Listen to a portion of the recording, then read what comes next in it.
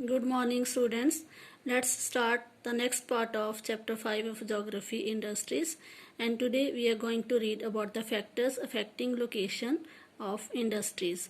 तो industries को locate करने के लिए कौन से factors हैं which are much important, बहुत ज़्यादा important रहते हैं. So that we will see. So there are so many factors which are responsible for setting any industry. तो उनमें से पहला क्या है, रॉ मटेरियल. तो रॉ मटेरियल जो है जिसे हम कच्चा माल कहते हैं, इसका आसपास के एरिया में होना, जहाँ भी हम इंडस्ट्रीज लगा रहे हैं तो वहाँ आसपास में रॉ मटेरियल का होना बहुत ज़रूरी है. अगर रॉ मटेरियल दूर से लेके आना पड़ेगा तो फिर बहुत मुश्किल हो जाएगी, उस पर कॉस्ट भी काफ़ी आएगी. तो it is important to set the industry where the raw material is easily available. तो जहाँ आसानी से रॉ मटेरियल कच्चा माल मिल जाए. फॉर एग्जांपल जैसे कॉटन बेस्ड इंडस्ट्री सेटअप की जा रही है, कोई सूती कपड़े का उद्योग लगाया जा रहा है, तो उसमें रॉ मटेरियल कॉटन की ज़रूरत होती है. कच्चा माल जो होता है दैट इज़ कॉटन. तो कॉटन अगर आसपास के एरिया में अवेलेबल है और उसको आगे थ्रेड उसका बनाया जाता है, फिर उसको शर्ट वगैरह या कपड़े के रूप में तैयार किया जाता है, तो अगर जहाँ पे इंडस्ट्री है वहाँ पे आसपास ही वो मिल जाएगा तो काफ़ी आसानी रहेगी सब चीज़ें करने के लिए. तो इसी तरह से अगर मिनरल बेस्ड इंडस्ट्री है तो उसमें मिनरल्स का आसपास होना बहुत ज़रूरी होता है. फिर पावर इसमें महत्वपूर्ण रोल प्ले करता है कि बिजली का, इलेक्ट्रिसिटी का होना, क्योंकि इंडस्ट्री को रन करना है, चलाना है, तो पावर का होना बहुत ज़रूरी है. तो वो भी आसपास के एरिया में पावर जो है उसकी मतलब 24 आवर्स जो फैसिलिटी है वो पर्याप्त मात्रा में वहाँ पे हो. Then land. तो लैंड अगर उबड़ खाबड़ है, जहाँ पहाड़ी एरिया है, तो वहाँ तो इंडस्ट्री सेटअप नहीं की जा सकती अच्छे से. तो जहाँ पे प्लेन लैंड होगी, अच्छा एरिया होगा, तो वहाँ पे ही उद्योगों को लगाया जा सकता है.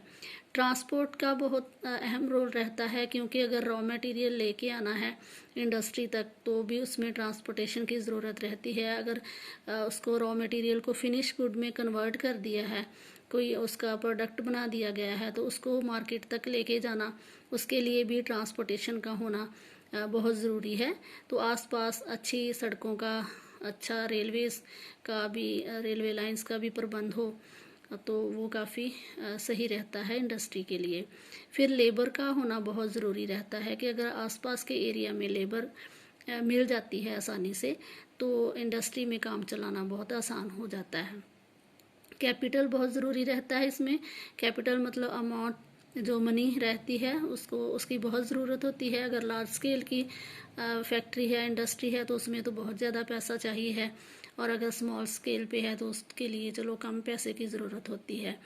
तो मार्केट जो है उसका बहुत महत्वपूर्ण योगदान है, क्योंकि अगर हमने तैयार कर लिया, अगर रॉ मटेरियल भी इनकेस अगर बेचना है तो उसके लिए मार्केट का होना ज़रूरी है. और अगर फिनिश्ड गुड है तो आसपास के एरिया में अगर अच्छी मार्केट मिल जाता है, बाज़ार मिल जाता है, तो चीज़ों की कीमतें जो हैं अच्छी मिल जाती हैं, तो चीज़ें दूर कहीं बेचने के लिए नहीं जाना पड़ता. तो ये सब चीज़ों के ऊपर निर्भर करता है कि इंडस्ट्रीज़ जो है वो लगाई जाए, कि जहाँ ये सारा कुछ आसपास मिले तो वहाँ पे इंडस्ट्री का सेटअप करना अच्छा रहता है. तो next is the industrial system. Industrial system क्या होता है? An industrial system consist of inputs, process and outputs. तो जो तीनों इसमें ज़रूरी हिस्से होते हैं. तो इनपुट क्या है? The inputs are the raw materials, कच्चा माल जो है इनपुट के रूप में. Labour and cost of land, transport, power and other infrastructure. तो ये सब इनपुट में आता है कि ये सारी चीज़ें जो हैं हमें पैदा करनी पड़ती हैं, हमें इनका इस्तेमाल करना पड़ता है किसी भी इंडस्ट्री को चलाने के लिए. The processes include a wide range of activities that convert the raw material into finished products. फिर उसमें बहुत सारे ऑपरेशंस चलाए जाते हैं, बहुत सारा प्रोसेस होता है अलग अलग लेवल पे. जैसे कॉटन है, पहले उसको स्पिनिंग की जाता है, उसका रूह जो है उसको, उसकी पिंजाई की जाती है, फिर उसको थ्रेड में वोवन किया जाता है, और उसके बाद वो जो थ्रेड से है वो कपड़े जो हैं तैयार किए जाते हैं. The outputs are the end product. तो एंड पे हमारे पास तैयार होके जैसे कपड़ा है या कोई शर्ट है, सूट है तो वो तैयार होके हमारे पास आउटपुट के रूप में आ गया। And the income earn from it, फिर उससे पैसा कमाया जाता है। In case of the textile industry, अगर टेक्सटाइल इंडस्ट्री है, कपड़ा उद्योग है, तो इनपुट्स में भी cotton, human labour, factory and transport cost. ठीक है, तो कॉटन उसके लिए ज़रूरी है, ह्यूमन लेबर का होना ज़रूरी है, फिर फैक्ट्री का आसपास होना ज़रूरी है, और ट्रांसपोर्टेशन की कॉस्ट जो है, जो जितनी भी उस पर कॉस्ट आती है वो चाहिए। The processes include ginning, spinning, weaving, dyeing and printing. तो इसमें बहुत सारे प्रोसेसेस रहते हैं, जैसे इसको ginning, spinning, weaving, dyeing and printing का जो सारे प्रोसेस हैं इसमें रहते हैं।